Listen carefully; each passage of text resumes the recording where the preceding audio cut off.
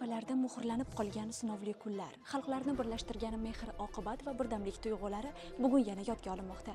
Toshkent muzeyida Toshkent zilzilasi xalqlararo birdamlik nuqtasi mavzusida arxiv hujjatlari fotoko'rgazmasi tashkil etildi. Ushbu ko'rgazmada 1966-yilgi zilziladan keyin turli millat vakillarining o'zaro yordami, insonparvarlik va hamjihatlikni aks ettiruvchi noyob fotosuratlar hamda arxiv materiallari namoyish etilmoqda.